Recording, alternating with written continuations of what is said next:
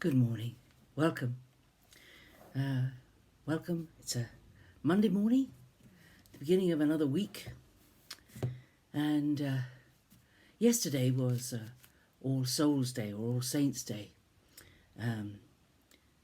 And I grew up always celebrating on the 1st of November and thinking about all those who've gone ahead of us, who have held on to the Christian faith.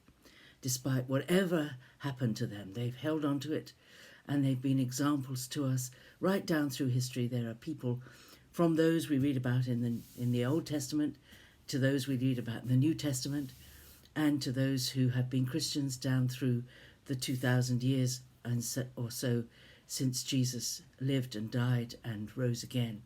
And of course, the great chapter of the heroes of faith is in Hebrews chapter 11, talking about the Old Testament saints. And I'm sure that you can think of many examples in the Old Testament of people who have spoken to you, whose lives have spoken to you during your walk with the Lord. But also to think of those people down through the years, through the ages.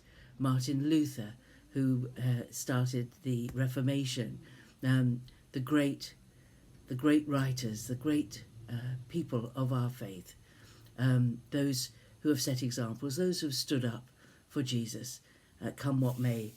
And maybe you have some personal remembrances of people who are in glory now, who you looked up to and you thank God for the example they set you and the things they taught you as you came to faith. Or perhaps you're new in faith and you don't know anybody, and perhaps you could look back, I don't know, think about the great Christian people, recent ones, Billy Graham, Reinhard Bonnke, people like that, great people. Or if you support Mission Aviation Fellowship, you could think of Stuart King. If you don't know about Stuart King, look him up on the internet. Stuart King founded Mission Aviation Fellowship 75 years ago, and lived his life serving God and enabling little planes, light aircraft, to go into the most inaccessible places.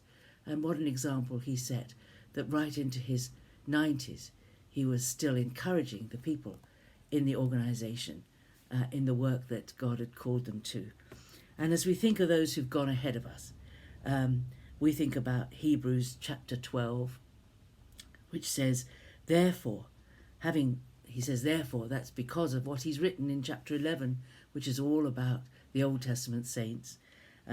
Therefore, since we are surrounded by so great a cloud of witnesses, let us lay aside every weight and sin which clings so closely, and let us run with perseverance the race that is set before us. Perhaps you didn't realize you're in a race. We are in a race. Actually, we're in a race that is more like a marathon than a sprint, because it needs endurance. A sprint doesn't need endurance. It's over in 10 seconds if you're fast, isn't it? But a marathon, boy, is there endurance required for a marathon. And we are in a marathon, a race that will last the whole of our lives. And in order to run properly, we want to cast aside every weight that we carry. It's funny, isn't it, when people run a marathon these days, they run it quite often for charity, and they wear outlandish costumes, which weigh a lot, and it makes it very hard to run the race.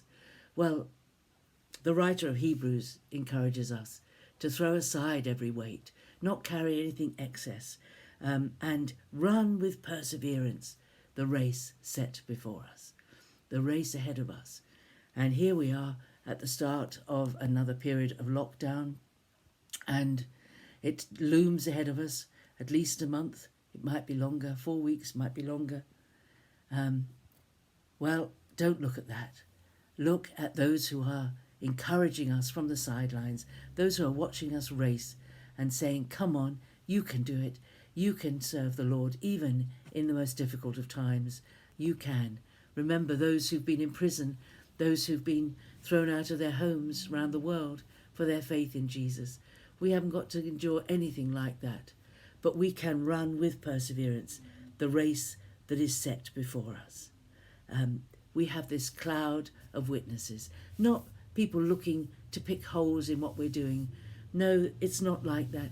It's much more a picture like the arenas that they had in the Roman times, when there would be competitions, racing competitions in the arena for entertainment.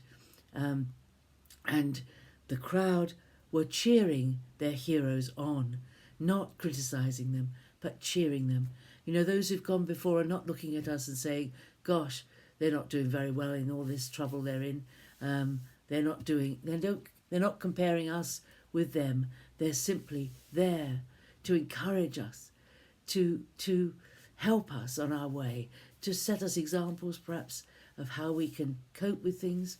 I don't know. Maybe that's how you feel. You need someone who can encourage you. Well, read this chapter 11, and see what so many of the people God called had to contend with in their lives, and they persevered to the end, and we are encouraged to do the same. Now think about the people in the stands. I know we've had all these pictures of sporting events where there's nobody in the crowd. There's a piped crowd sounds, cheers and yells as if thousands are there.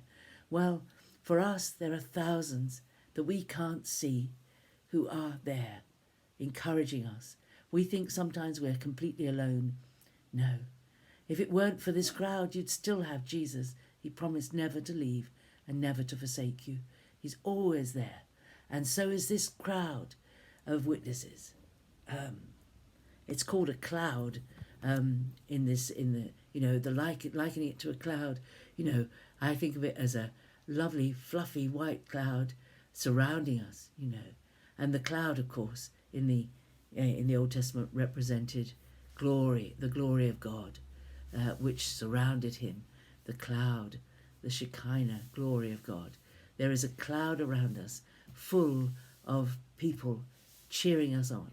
So you're not alone today. You're not alone facing what we're all facing. We're all in this together, and we're going to persevere, and we're going to run this race with determination and grit our teeth and set to it. And when we flag, this cloud of witnesses cheer us on and say, come on, Marion, you can do. You don't stop now. You're nearly there. Keep going. You'll reach the goal. You'll reach the tape. You will finish the race. And that's what I pray we all will do. So you're not alone, and it's a great day for running the race for Jesus. See you tomorrow. God bless. Bye-bye.